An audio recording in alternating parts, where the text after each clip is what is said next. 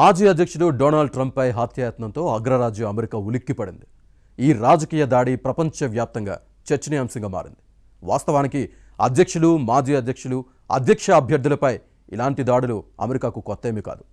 1776లో అమెరికాకు స్వాతంత్రం వచ్చినప్పటి నుంచి ఇప్పటి వరకు ఇలాంటివి అనేక సంఘటనలు చోటు చేసుకున్నాయి. 2008లో ప్రచురితమైన కాంగ్రెస్ నివేదిక ప్రకారం 1865 నుంచి 2005 మధ్యకాలంలో అమెరికాలో అధ్యక్షులు, మాజీ అధ్యక్షులు, అధ్యక్ష అభ్యర్థులపై 15 ప్రత్యక్ష దాడులు జరిగాయి. చివరిసారిగా 2011లో అప్పటి అమెరికా అధ్యక్షుడు బరాక్ ఒబామా లక్ష్యంగా దాడి జరిగింది. అప్పుడు నేరుగా ఒబామాపై దాడి చేయలేదు, కానీ దుండగులు వైట్ హౌస్పై కాల్పులు జరిపినట్టు అధికారులు గుర్తించారు.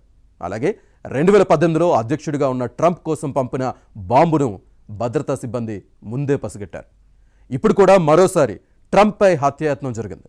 ఈ నేపథ్యంలో గతంలో అమెరికా అధ్యక్షులు, మాజీ అధ్యక్షులు, అధ్యక్ష అభ్యర్థులపై జరిగిన కొన్ని దాడుల్లో కొన్ని ఘటనలు ఇవి.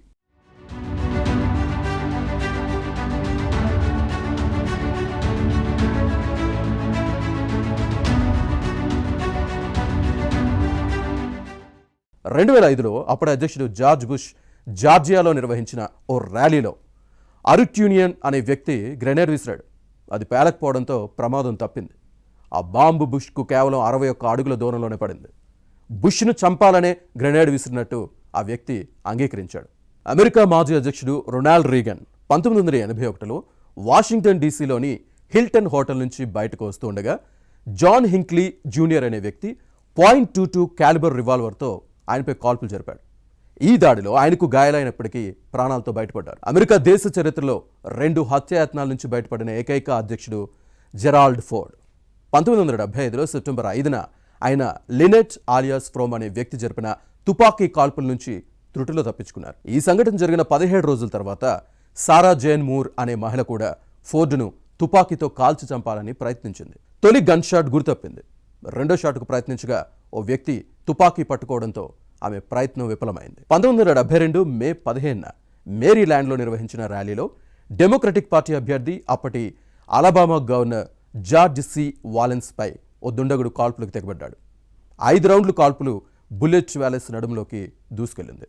దీంతో ఆయన పక్షవాతానికి గురయ్యారు. 1968 జూన్ 5న కాలిఫోర్నియాలోని డెమోక్రటిక్ ప్రైమరీలో గెలిచిన అనంతరం అంబాసిడర్ హోటల్లో రాబర్ట్ ఎఫ్ కెనడీ నడుచుకుంటూ వెళ్తూ ఉండగా సిరాన్ అనే వ్యక్తి ఆయన్ను తుపాకీతో కాల్చాడు. తీవ్రంగా గాయపడిన కెనడీ ఆ మరుసటి రోజు ఆసుపత్రిలో ప్రాణాలు విడిచారు. 1950లో ఆస్కార్ కొలాజో, గ్రెసిలియో టొరెసెలా అనే వ్యక్తులు వైట్ హౌస్పై కాల్పులు జరిపారు. ఈ దాడిలో అప్పటి అధ్యక్షుడు హ్యారీ ట్రూమన్కు ఎలాంటి గాయాలు కాలేదు, కానీ ఒక పోలీసు అధికారి మరణించారు. ఫ్రాంక్లిన్ డి రూజ్వెల్ట్ అమెరికా అధ్యక్షుడిగా ఎన్నిక కావడానికి 3 వారాల ముందు జిసెపీ జొంగారా అనే వ్యక్తి రూజ్వెల్ట్ లక్ష్యంగా తుపాకీతో కాల్పులు జరిపాడు. గురితప్పిన బుల్లెట్లు పక్కనే ఉన్న చికాగో మేయర్ యాంటోనీ సెర్మాక్కు తగలడంతో ఆయన ప్రాణాలు కోల్పోయారు. 1901 నుంచి 1909 వరకు అధ్యక్షుడిగా పనిచేసిన థియోడర్ రూజ్వెల్ట్ 1912 అక్టోబర్ 14న డిన్నర్కి వెళ్తూ ఉండగా జాన్ ష్రాంక్ అనే వ్యక్తి తన .38 క్యాలిబర్ కోల్డ్ రివాల్వర్తో కాల్చాడు. ఈ దాడిలో ఆయన ప్రాణాలతో బయటపడ్డారు. అమెరికాలో అధ్యక్షుడు, మాజీ అధ్యక్షులకు అత్యంత కట్టుదిట్టమైన భద్రత ఉంటుంది.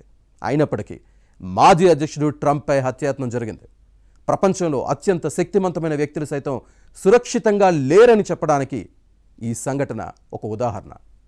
ఆసక్తికర విషయం ఏంటంటే అమెరికాలో అధ్యక్షులు, మాజీ అధ్యక్షులపై జరిగిన దాడులన్నీ దాదాపు తుపాకీతో జరిగినవే. ఈ నేపథ్యంలో అమెరికాలో కఠినమైన తుపాకీ చట్టాలపై చర్చ మరోసారి తెరపైకి వచ్చింది.